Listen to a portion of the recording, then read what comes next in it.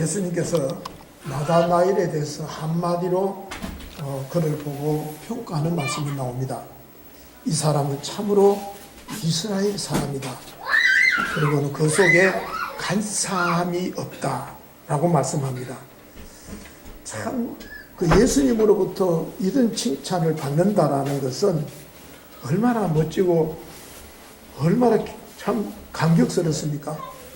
제가 여러분들이 이제 하나님 앞에 가서 하나님께서 저를 보고 야, 정말로 너는 참 그리스도인이, 너는 참 제자야, 참 목사야, 정말로 너는 간사함이 없어서 이 소리를 들으면 어떻게 돼요? 근데 지금 나다나엘이 이제 이 소리를 듣는 거예요. 참 이스라엘이다. 혈통적인 육신적인 어떤 이스라엘의 백성이 아니라는 거죠. 참으로 영적으로 정말로 이스라엘 사람이다라는 극찬입니다. 나아가서 그 속에는 간사함이나 위선이 있지 않고 맑고 투명한 사람이다라고 이야기하는 거예요. 정말로 너는 그런 사람이다라는 거죠. 한마디로 말해서 나다나엘을 이야기한다면은 정직하고 진실한 사람이었다. 자, 그렇다면 진실이 무엇이며 정직함이란 무엇인가? 그 뜻이 무엇이냐는 거죠. 여러분들이 우리가 교회에서 말하는 성도와 세상 사람들에게 보여지는 성도는 다릅니다. 우리가 잘 알고 있잖아요. 교회 오면은 그래도 좀 나아요. 그래도 교회 오면은 그리스도인 척도 하든지 아니면은 그리스도인다운 모습이 있습니다. 세상 속에 나가면은 그 사람이 그 사람이고 그 사람이 그 사람입니다. 그래서 이걸 이중성이라고 합니다. 우리의 이중성, 그리고 교회의 이중성이라고도 말합니다. 이걸 신학적으로 이야기를 하면 좀 어려운지 모릅니다만은 이미라는 우리의 모습과 아직이라는 우리의 모습이 같이 공존하고 있는 게 우리의 모습이요, 교회의 모습이라는 거예요. 그게 뭐냐면은 우리가 예수 그리스도를 나의 주 나의 하나님으로 영접함으로 우리는 어떻게 됐다? 이미 의로운 사람이 되었고 하나님의 자녀가 된 거예요. 믿습니까? 그와 동시에 아직까지는 그리스도의 장성한 분량만큼 변화되지 못한 상태라는 거예요. 그래서 우리에게는 임이라는 존재와 아직이라는 존재가 공존합니다. 그게 우리의 모습이에요. 그런데 이것을 잘 모르는 사람들은 한쪽만을 바라봅니다. 극단적으로 임이라는 측면을 바라보고서 이미 우리가 구원받은 백성이다. 이미 우리는 의로운 사람이 됐다라는 거예요. 그렇기 때문에 이 땅에 너무 얽매여서는 안 된다는 거죠. 그러니까 우리가 이미 구원받은 백성이니까 죄를 짓는 건 어쩔 수 없다라는 거예요. 그래서 멋대로 살아도 된다라는 극단적인 신앙으로 치닫는 게 구원파입니다. 이단파입니다. 그런가 하면 정반대로 아직이라는 모습을 가지고 기다릴 줄 모르고 교회의 비리와 문제점만, 그래서 연일 목사, 장로, 교인들의 비리를 들춰내어서 소리를 목청을 높입니다. 아직까지에만 초점을 맞춘 거예요. 이 모든 것은 성도의 교회의 진정한 모습은 아닙니다. 성도의 모습이라는 것은 이미 우리가 예수 그리스도의 십자가의 공로로 말미암아 구원받은 백성이 되었지만은 아직까지 그리스도의 장성한 분량에 미치지 못하는 긴장 상태로 존재하는 게 성도입니다. 예수 오래 믿는다고 그리스도의 장성한 분량에 이르는 줄 착각하지 말라는 거죠. 그러니까 우리는 항상 임의와 아직이라는 긴장 속에서 신앙생활을 하고 있는 존재들입니다. 자, 그렇다면 이제 앞으로 또 돌아갑니다. 그럼 진실함이란 뭐냐는 거예요. 진실하다는 것은 완벽한 인격을 말하는 게 아닙니다. 이 세상에는 진실한 사람 한 사람도 없습니다. 의인은 없나니 하나도 없다고 그랬습니다.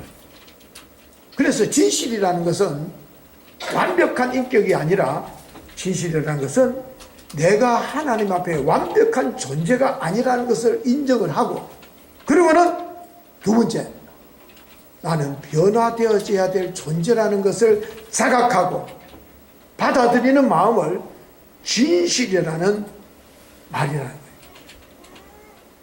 그렇다면 여러분들 한번 보십시오. 내가 하나님 앞에 죄인이라는 것을 인정하는 마음, 그래서 지금은 부족하지만 있는 모습 그대로 주님 앞에 내어놓고 변화되기를 한 걸음 한 걸음 한 걸음 한 걸음 뛰어 놓는 신앙을 가리켜서 진실한 신앙 또는 진실한 인생이라고 이야기하는 거예요. 그런데 사람들은 신앙생활 하면서 그것을 망각하고 부족하다, 이기적이다, 능력이 없다, 기도가 어떻다 저떻다 말을 하면 듣기 싫어합니다. 못 견딥니다. 그것은 하나님 앞에 진실하지 못해서 그렇습니다. 내가 변화받아야 될 사람인 줄을 잊어버렸어요. 특히 직분을 받으면요, 받을수록 더 하나님 앞에 겸손하게 나는 변화되어야 될 존재다 고백되어져야 되는데, 직분에 따라서 교만에 빠지기 쉽습니다. 그래서 성경 공부하러 가면 그거는 초신자들이 하는 것이고 뒷짐지는 거예요. 그러니까 언제 변화가 돼요? 45절에 보면요, 나다나엘은 완벽한 사람이 아니었습니다. 편견이 가득한 사람이었습니다. 나다나엘의 이제 빌립이 친구 나다나엘에게 가서 예수님을 소개합니다. 모세가 율법에 기록되었고 선지자가 기록한 그 일을 우리가 만났다. 그분이 누군 줄 아느냐? 요셉의 아들 나사렛 예수니라 라고 설명을 해줍니다. 그래서 나다나엘이 그 말을 받아가지고 뭐라고 말합니까? 아니, 나사렛에서 무슨 선한 것이 나느냐? 자신의 편견을 드러낸 거예요. 그렇기 때문에 나다나엘에게도 약점이 있고 허물이 있고 그랬던 사람인데, 그런데 예수님이 그를 두고 참 이스라엘 사람이다, 그 속에 간사함이 없다라고 말씀하신 이유가 있는 거예요. 나다나엘이 완벽해서가 아니라 저와 여러분들이 완벽해서 목사가 되고 장로님이 된 게 아니잖아요. 나다나엘은요, 완벽한 것이 아니라 사실 앞에, 하나님 앞에 변화되려고 하는 마음, 그 정직함이, 그 진실함이 있었다라는 거예요. 그래서 예수님께서 그것을 보시고 진실되다, 간사함이 없다라고 이야기한 겁니다. 누구나도 마찬가지입니다. 그렇지 않습니까? 우리는요, 모두가 범죄하는 죄인들입니다. 돌았으면 죄를 지을 수밖에 없는 죄인들입니다. 이걸 잊어서는 안 됩니다. 편견 속에 살고 있습니다. 우리 안에는 약점이 수없이 많습니다. 거룩한 척하고 정당한 척하고 할 뿐이지, 우리의 속은 해칠한 무덤같이 썩은 송장이 냄새가 나는 인간입니다. 털어서 먼지 안 나는 사람 어디 있겠어요? 의인은 없나니 하나도 없다고 하셨습니다. 나다나엘이 나사렛에서 무슨 선한 것이 날 수 있겠느냐 말을 했지만은, 그는 주서들은 풍설입니다. 유포되어서 근거 없는 편견에 휩쓸려서 자기도 그렇게 생각한 거예요. 나사렛에서 무슨 선한 것이. 그런데도 예수님은 그 나다나엘을 향해서 참 이스라엘 사람이다, 간사함이 없다라고 말씀하셨습니다. 그를 극찬한 이유는 하나님의 말씀을 깨닫는 것에서 끝나지 않고 변화되려고 하는 적극적인 모습이 그에게 있었기에, 변화될 존재라는 것을 그가 알고 있었기에 예수님은 그를 선하게 본 거예요. 나다나엘은 자기 자신을 고집하지 않았습니다. 자기의 잘못을 변화시키려고 가능성을 보여줍니다. 48절에 보면 나다나엘이 가로되 어떻게 나를 아십니까? 예수님께서 대답합니다. 빌립아, 내가 너를 부르기 전에 네가 무화과 나무 아래 있을 것을 내가 보았다 이야기합니다. 내가 과거의 네 모습, 현재의 네 모습을 내가 다 알고 계시다는 거예요. 그 말 앞에 나다나엘이 고백을 합니다. 나다나엘이 대답하되 라피요, 당신은 하나님의 아들이십니다. 당신은 이스라엘의 임금이십니다. 메시아라는 거예요. 조금 전까지만 하더라도 나사렛에서 무슨 선한 게 나오냐고 했는데 당신은 메시아이십니다. 하나님의 아들입니다. 정확하게 고백을 합니다. 사실 앞에 진실했다라는 거예요. 사실을 사실로 받아들이는 마음을 나다나엘은 가지고 있었습니다. 예수님에 대한 오해와 편견이 있었지만은 예수님의 그 진실 앞에 부인하지 않냐고 있는 그대로 받아들인 겁니다. 바로 이 같은 나다나엘의 모습을 보시고 계셨던 주님께서 저 사람이야말로 진실한 사람이라고 말씀하신 겁니다. 하나님께서는요, 저와 여러분들에게 완벽한 것을 요구하지 않습니다. 완벽할 수도 없습니다. 세상에는 없습니다.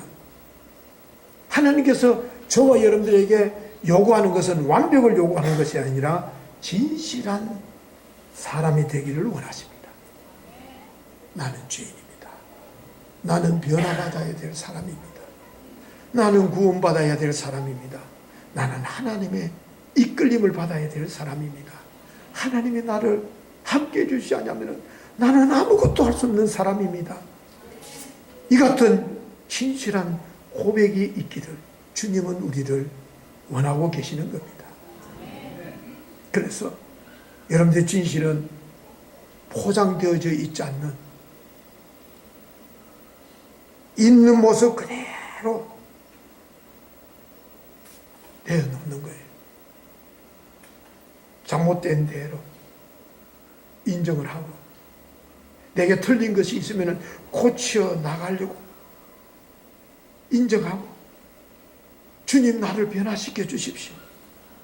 자신의 한계를 인정하고 날마다 하나님의 말씀으로 그리스도의 장성한 분량까지 자라나는 가고자 하는 그 열망과 그 마음과 그 진심이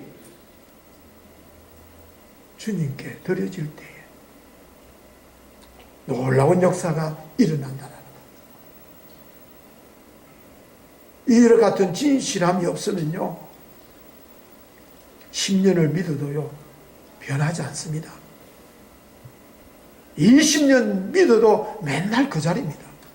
30년을 믿어도 그 믿음은 헛되입니다. 진심이 담겨져 있어야지. 여러분들의 신앙과 기도와 찬송 속에. 그래서 진실한 사람이 하나님의 은혜 안에서 새로운 삶을 누리게 됐는데 그게 무엇일까요? 첫째, 진실해야 치유가 일어나기 때문입니다. 진실해야 고침을 받는 거예요. 여러분들이 의사 앞에 병원에 가서 숨기가 서가지고는 병을 못 고치잖아요. 있는 그대로 아픈 정상 그대로, 추하면 추한 대로 옷을 벗으라면 벗고 맡기는 거예요. 나다나엘이 이와 같은 진실한 모습으로 나아갈 때에 그의 편견이 치유되어지고 그의 아픔이 치유되어집니다. 있는 모습 그대로 예수님 앞에 나가야 변화가 있고 주님의 만지심이 있고 치유하심이 있고 생명의 풍성함이 있는 거예요. 그냥 잠잠하게 왔다 갔다 아니라는 거예요. 여러분들, 우리가 교회에 나온다는 것은 하나님 앞에 나아간다, 하나님 앞에 선다라는 거예요. 왜요? 하나님 날 위로해 주세요, 하나님 날 만져줘, 아니라는 거예요. 하나님, 내가 일주일 동안 세상 가운데 살다가 이 모습을 가지고 왔습니다. 때 묻은 모습, 상처받은 모습입니다.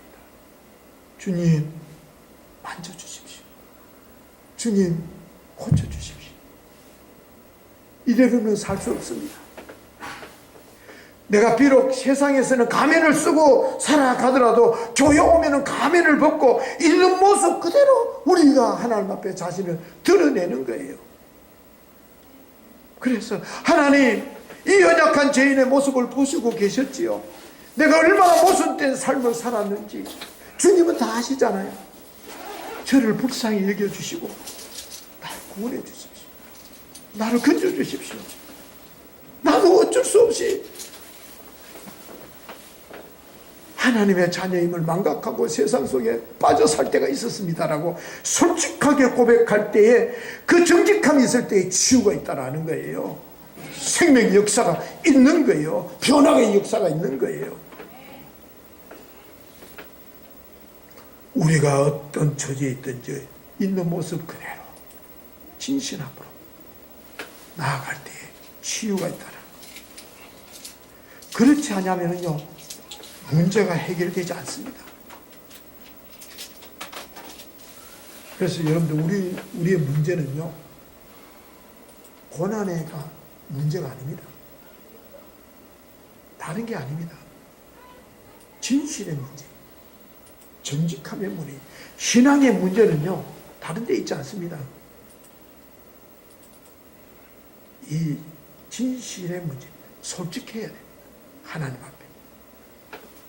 아무리 목사라 할지라도 완전한 사람이 아니잖아요. 부족하고 연약한 사람입니다. 그래서 솔직한 모습 그대로 주님 앞에 나아가야 치유받고 생명의 풍성함을 얻습니다. 그러므로 사실을 알고면서도 사실이 아니라고 우기지 마세요. 본질적인 문제를 덮어두려고 하지 마십시오. 사실을 사실대로 받아들이십시오. 편견은 편견이라고 인정하는 거예요. 내 잘못을 인정하는 거예요. 내 실수를 인정하는 거예요. 내 부족함을 인정하는 거예요. 그럴 때 치유가 있습니다. 그럴 때 회복이 있습니다. 그럴 때 하늘의 풍성함이 있습니다. 그게 위로함이 있습니다. 그때 평안함이 있는 거예요. 인간의 얄팍한 말 한마디에 위로받기를 원합니까? 얼마든지 저는 할 수 있습니다. 그때뿐입니다. 그러나 내가 주님 앞에 내 모든 편견을 내려놓고 위선을 내려놓고, 주님, 나는 이렇습니다. 주님, 나를 불쌍히 여겨달라고 할 때에 치유가 일어나고 회복이 일어나고 그게 평안이 있고 기쁨이 있는 거예요. 나도 변해야 되겠지만 너가 변해야 희망이 있다고 말하지 마십시오. 진실이 없으면요, 미래도 없습니다. 신앙에 진실이 담겨지지 아니하면 회복이 없습니다. 축복이 없습니다. 우리 주님 앞에 정직한 모습으로 나아가야만이 치유가 있습니다. 회복이 있고 축복이 있는 줄로 믿습니다. 물질에도 정직하십시오. 삶에도 정직하십시오. 기도에도 정직함이 묻어 있어야 됩니다. 그래서 정직한 사람, 진실한 사람은 시간이 가면 갈수록 멋지게 변합니다. 능력 있는 삶으로 변화되어집니다. 이것이 진실의 능력인 것입니다. 저는 이것을 믿습니다. 나다나엘처럼 진실함을 통해서 점점 더 은혜의 사람으로 변화되어져 가는 저와 여러분들이 될 수 있기를 바랍니다. 두 번째입니다. 진실할 때의 치유가 있고, 두 번째는 진실해야 하늘의 은혜를 입습니다. 하늘 문이 열립니다. 여러분, 나다나엘이 어떻게 나를 아십니까? 라고 묻자 예수님께서 내가 네가 무화과나무 아래 있을 때 보았다. 네 인생의 모든 것을 내가 다 알고 있다라는 거예요. 너의 고민과 아픔과 문제를 다 알고 계신다는 거예요. 그렇습니다. 우리 주님은요, 우리 아픔과 슬픔을, 우리 삶의 모든 크고 작은 문제들을 다 알고 계시는 분이에요. 그래서 우리를 붙들어 주시기를 원하고, 우리와 함께 하기를 원하고, 동행하기를 원하시는 하나님이신 거예요. 그래서 진실한 사람에게 임하는 하나님의 능력은 어떤 은혜인 줄 압니까? 하나님이 나를 아시는구나. 하나님이 나를 인도해 주시는구나. 하나님이 나와 함께 하시는구나. 하나님이 나를 사랑하시는구나. 깨닫는 거예요.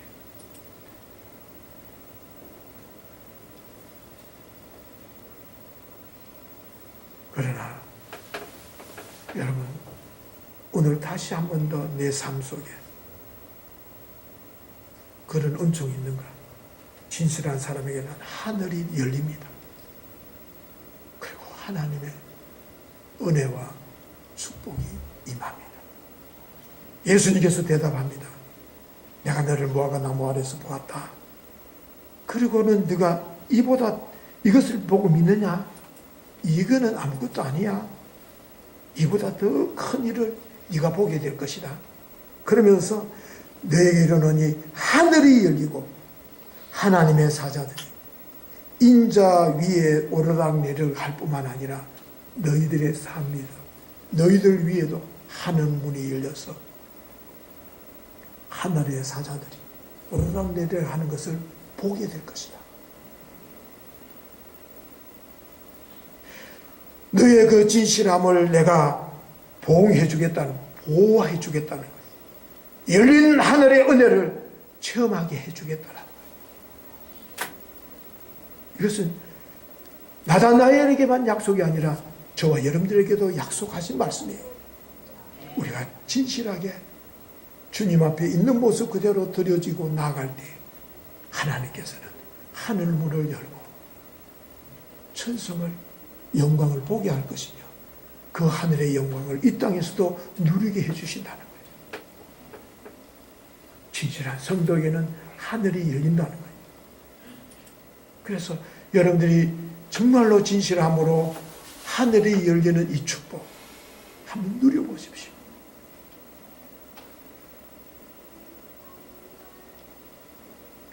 여러분들 교회가 왜 진실해져야 된 줄 압니까? 진실해야 하늘 문이 열립니다. 하나님의 도우심을 맛볼 수 있거든요. 그런데 우리는 하나님 앞에 진실하지 못해서 자꾸 겉모술수 인간의 의지와 경험을 가지고 머리를 굴리니까 하늘 문이 안 열리지요. 하나님의 영광을 볼 수 없는 거예요. 죄송합니다. 여러분들 폄하하는 것 아니에요. 제가 목회를 해보니까요. 솔직하게. 그래도 부족한 저지만은 하나님께서 멀리 내다볼 수 있는 안목을 주시더라고요. 은혜를 주시더라고요. 그래서 저는 그 멀리 내다보고 한 걸음 한 걸음 나아가니까 그 멀리 내다보지 못하는 양은요 5m, 10m 밖을 전혀 보지 못한대요. 그럴 수밖에 없죠. 멀리 못 내다보니까 답답하죠. 멀리 내다보고 이야기하니까 안 통하죠. 하늘 문이 열리고 하나님의 영광이 임재하는 걸 보는데 하늘이 닫혀가 보이지 않으니까 그냥 이 땅에 나중에 그만 막 이 땅에다 선불을 거는 거예요. 선불을 걸다가 나중에 우잘라 그래요. 어차피 하나님 앞에 가야 되는데, 하나님 앞에 서야 되는데, 평소에 하나님 앞에 서는 삶을 훈련받지 못하다가 그날에 하나님 앞에 설 때 어떻게 할 것 같아요? 예수님 세례받을 때 하늘 문이 열렸습니다. 스데반이 돌에 맞아 죽는 가운데서도 하늘 문이 열리는 영광을 보았습니다. 그러기에 스데반은 천사의 얼굴로 순교를 했습니다. 예수님도 십자가의 그 처절한 고통을 감내하셨습니다. 왜? 하늘의 영광을 맛보았기 때문에. 우리들도 하늘의 영광을 맛보면요, 이 세상의 것은 시시합니다. 아무것도 아니에요.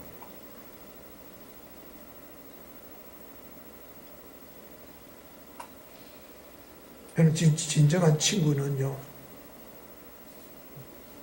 저는 참 믿음을 함께 끌어주고 격려해주고 이끌어주는 사람이라고 생각을 합니다.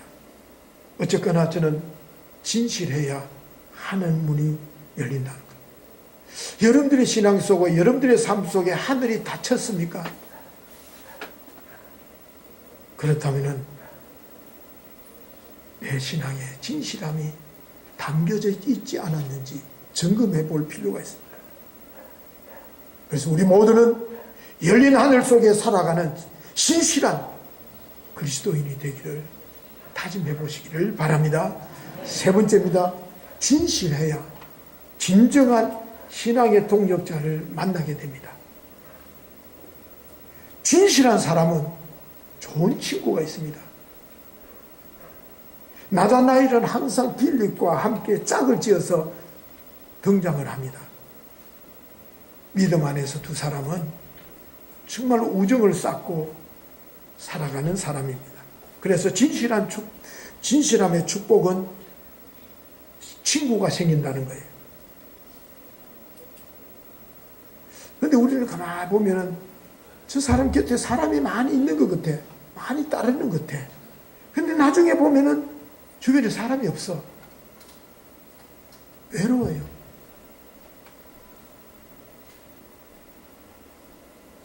왜 그럴까? 생각될 때가 있잖아요. 신앙의 진실함이 결여되지 않았을까?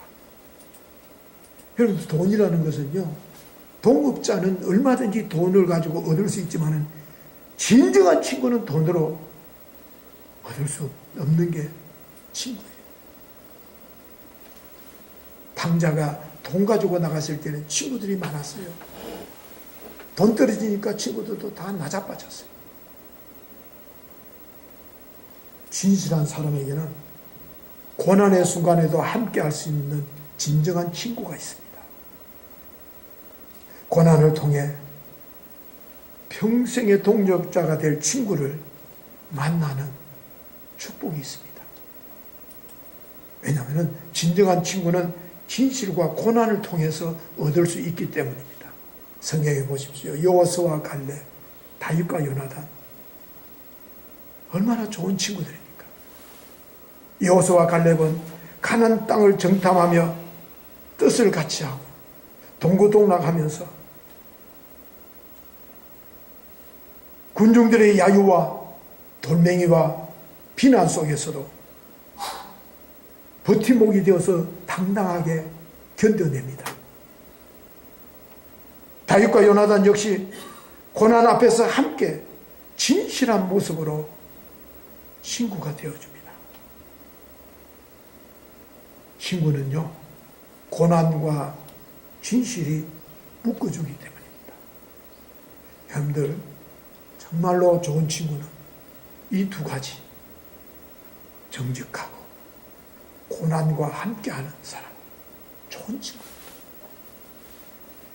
내가 잘못했을 때 나를 교정해 줄 수 있는 친구, 내가 기쁠 때에 그 기쁨을 진심으로 나눠줄 수 있는 친구, 그래서 그 기쁨이 배가 되는 친구가 있다면 참 행복한 사람이요, 그 사람은 성공한 인생이요, 성공한 신앙인입니다.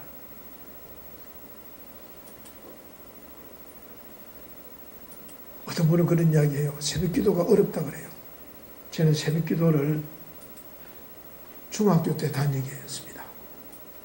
중학교 때요, 친구, 정말로 믿음에 신실한 친구, 선배님 두 분이 저를 이끌어 주었어요. 새벽 기도 갈 때마다 와서 저를 깨우고 데려가. 형님이 와서, 한우 형님이 와가지고 상준아 데려가.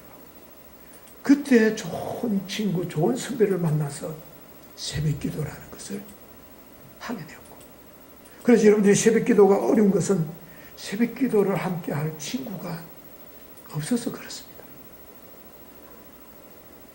교회 봉사가 힘듭니까? 혼자 하면 참 힘들어요. 오래 뭐 가지 못해요. 그러나 헌신하는 진정한 친구를 만나면 얼마든지 봉사할 수 있습니다. 혼자 희생하는 것은 어렵지만 함께 서로가 격려해주고 힘이 되어준다면 얼마든지 할 수 있습니다. 그래서 여러분들, 그 모든 것은 진실함에 있습니다. 진실해야 문제가 해결되고, 진실해야 하늘 문이 열리고, 진실해야 친구가 있다는 것. 이제 말씀을 정리합시다. 진실함이란 변화 가능한 인생입니다. 내가 죄인임을 인정하고 나의 부족함을 인정하고, 하나님, 내 모습 이대로는 안 됩니다. 내가 변해야 됩니다. 내 모습이 내가 목사하면 안 됩니다. 장로하면 안 됩니다. 내가 이래가지고 권사해가지고 안 됩니다. 처절함이 있어야 진실한 그리스도인입니다.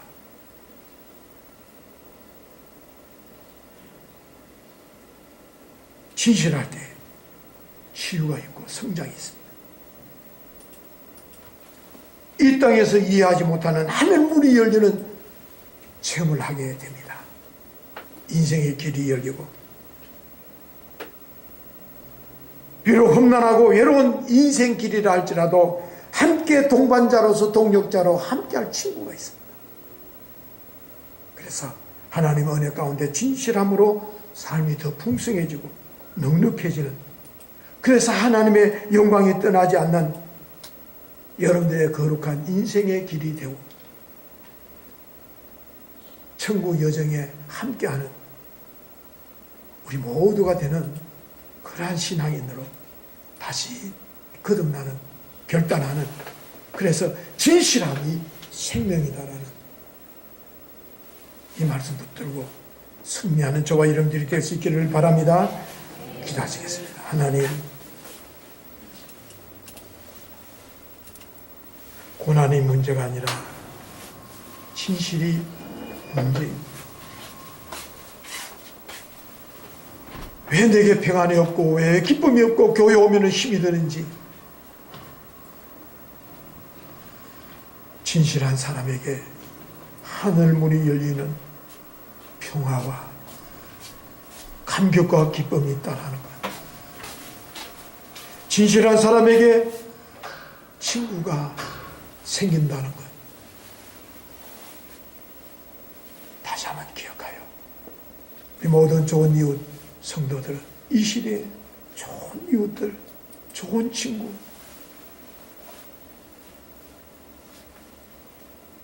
좋은 교회를 만들어가는 우리 모두가 되게 하여 주옵소서.